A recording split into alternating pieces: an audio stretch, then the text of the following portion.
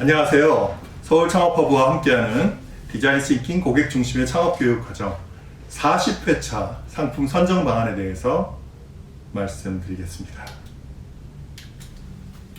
상품을 선정한다. 잘 선정을 해야 되겠죠. 다른 유통 채널에서 고려할 것 중에서 다른 것보다도 가장 먼저 우리가 생각을 해야 되는 게 상품을 기본으로 생각을 해야 되지 않습니까? 이 상품을 유통 채널에 잘 안착시키기 위해서는 좋은 상품을 골라야 되겠다. 어떤 상품을 선택을 할 거냐.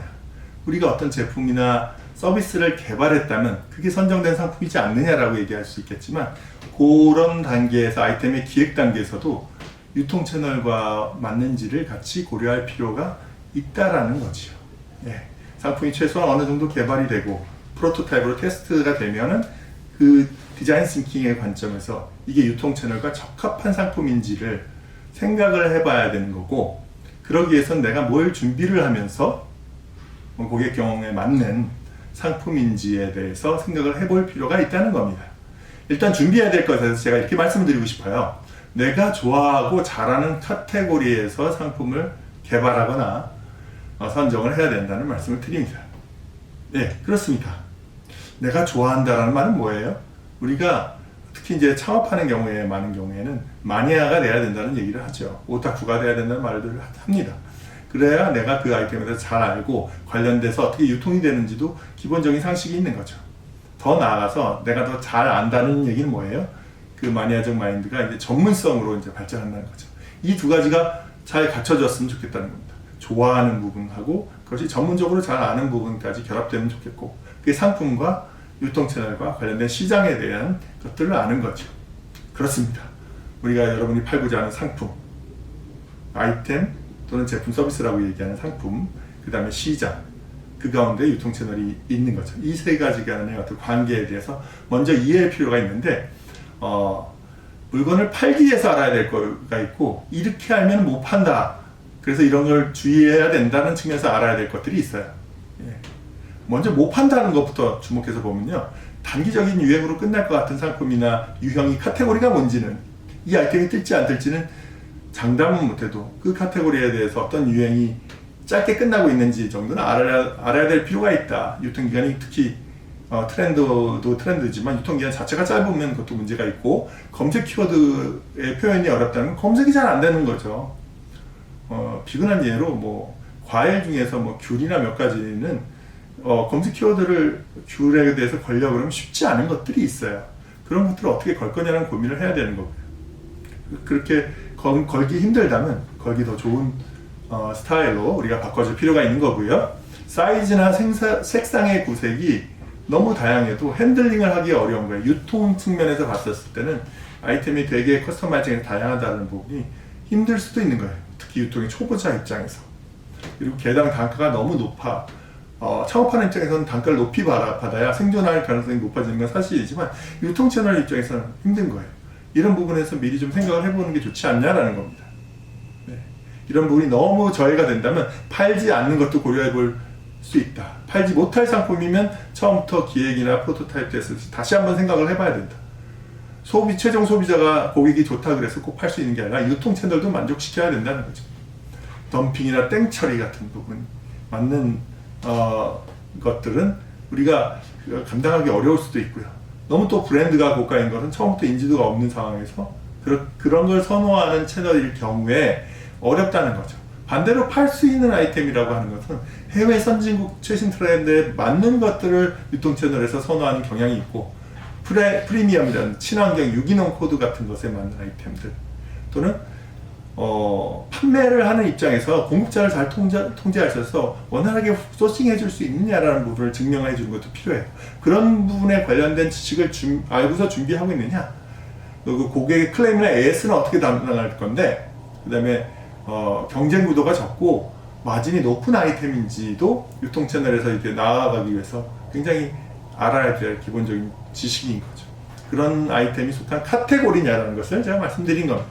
그런데 여기서 한 가지를 더 말씀드려야 될 것은 나의 관점이 아니라, 줄기차게 얘기를 드리지만 고객의 관점인 거예요. 고객이 원하는 밸류가 무엇인지를 아는 것이 중요하다는 겁니다. 고객이 원하는 것에 대해서 우리가 뭘 알았으면 좋겠습니까? 지속 가능한 트렌드인 거지. 그러니까 한 번 끝나는 게 아니라 고객이 계속 경험을 하면서 찾을 수 있는 아이템인지도 생각을 해봐야 돼요. 그래야 유통 채널에서도 먹힌다는 거 아닙니까? 소비자 인지도가 높으면 유통 채널에서도 받아들이기 쉽겠죠. 그런 높은 소비자 인지도를 가지고 있는지, 그 다음에 희소성이 있고 독창적인 아이디어를 가지고 있으면 유통 채널에서 채택할 가능성이 높다는 거죠. 참신한 거예요. 기존에서 못 보던 거네. 그런데 소비자가 인지를 잘 할 수 있을 만한 그런 새로운 시각으로 고객에게 다가설 수 있는 게 뭔지를 공감을 해보라는 거죠. 그리고 높은 가성비가 있는 걸 선호한다는 거예요. 가격은 싸게 보통 받는 경향이 있고, 특히 이제 창업기업의 제품일수록 그에 대한 아웃풋에 대한 만족감은 되게 큰 거. 그래서 코스트 대비 프라이스가 더 높아야 되고, 프라이스 대비 밸류가 더 커지는 그런 가성비를 가진 제품을 찾는다는 말씀을 드렸습니다. 코스트는 공급자 입장에서 더 낮춰야 되는 거니까 그런 걸 고려하면서 프라이스 대비 밸류가 높아져야 되고요. PLC라는 것에 대한 이론에 대해서 기본적으로 아실 필요가 있어요. 프로덕트 라이프 사이클이라는 게 도입기, 성장기, 성숙기, 쇠퇴기 이렇게까지 이런 커브를 가지고 있습니다. 이 커브 이미지를 가지고 우리가 표를 좀 이해를 해보면 좋겠어요. 매출액이 도입 단계에서는 어떻게 됩니까? 이익은 어떻게 됩니까? 이걸 쭉 볼 필요가 있어요. 도입기에서의 매출은 어때요? 낮고요. 조금씩 이렇게 증가를 하는 추세를 보이는 거예요. 처음에 매출이 많을 리가 없잖아요. 그러다가 조금씩 증가하는 것이 도입기입니다. 이익은 어떻게 될까요? 투자를 많이 했어요. 유통 채널에도 이제 하려고 시작을 하고 있는데 적자를 당연히 날 수밖에 없는 거고요. 원가는 특히 이걸 만드는 그 매출에 해당되는 생산 원가가 높다라는 거죠. 그렇겠죠. 대량 생산이 되지 않은 상황에서 단가를 낮추기는 어렵습니다. 원가를 낮추기도 어렵고요. 네. 그런 부분입니다. 경쟁자의 수는 되게 이렇게 적고 미약을 하는 거죠. 소비자 특성은 주로 혁신자들이 원하는 거고 판매 단가도 높게 됩니다. 예.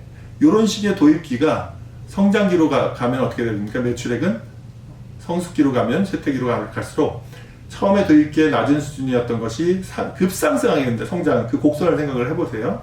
이제 드디어 물결을 탄 거죠. 그러다가 성숙기에 들면 정점을 유지하면서 정체하다가 쇠퇴기는 다시 어떻게 돼? 급하락하게 됩니다. 그래서 급성장하고 급하락하는 어떤 패턴이 있다는 거, 성장기와 쇠퇴기를 유의하라 라는 부분이고요. 예. 이익도 마찬가지의 패턴인데 아예 쇠퇴기에는 감소를 하게 되는 부분인 거죠. 그리고 원가의 경우에는 우리가 주목을 해야 되는 부분은 점차 하락을 하는 부분이 성장기 때 발생하니까 이 이점을 잘 활용을 해야 된다는 거죠. 경쟁자 수가 도입기에 없다가 이때 성장기 때는 대거 진입하고 성숙기의 과정에서 치열해지다가 그 다음에 경쟁자 수가 쇠퇴기에는 아예 경쟁을 안 하려드려요. 이렇게 된다는 겁니다. 네. 그래서 고객당 판매 촉진비도 성장기 때 가장 평균적으로 들어가는 부분이고요. 도입기 때는 너무 많이 든다고 말씀드렸잖아요. 근데 쇠퇴기 그 이전에 성숙기를 생각해 볼 때는 그렇게 많이 들 필요가 없어요. 성장기 때 우리가 투자를 많이 한다는 거죠. 그렇겠죠. 마케팅을 할 때 물결 탄다 이거지 않습니까? 그래서 이제 프로덕트 라이프 사이클에 이런 결과들이 행태적으로 우리가 보인다는 걸 말씀을 드렸어요. 네 가지 봄, 여름, 가을, 겨울처럼 도입, 성장, 성숙해서 쇠퇴하는 그런 사이클이 있다. 그것에 대한 가치를 제품과 서비스 가치를 언제 어디서 어떻게 전달할지를 고민해 줄 필요가 있는 거예요. 예.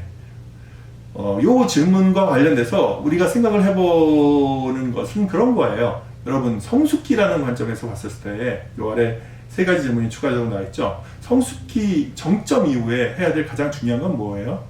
재고 처분입니다.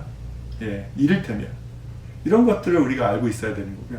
성숙기 접점 이전에는 수익을 빨리 내도록 해서 본전을 뽑았고 수익 창출이 많이 돼야 되니까 이런 부분 고려해야 되는 거고, 그 다음에 미리 성장기 초기에 대비할 수 있는 그건 뭐냐면 우리가 물결 타고 있으니까 이때 막 광고비도 하고 여러 가지 사람도 투자해서 막 이걸 열심히 하겠지만 성숙기가 오고 쇠퇴기가 올 거 아닙니까? 이때 새로운 제품의 아이템에 대한 기획을 미리 해놓지 않으면 성숙기 지나서 하려면 늦는다는 관점도 같이 생각을 해보셨으면 좋겠습니다.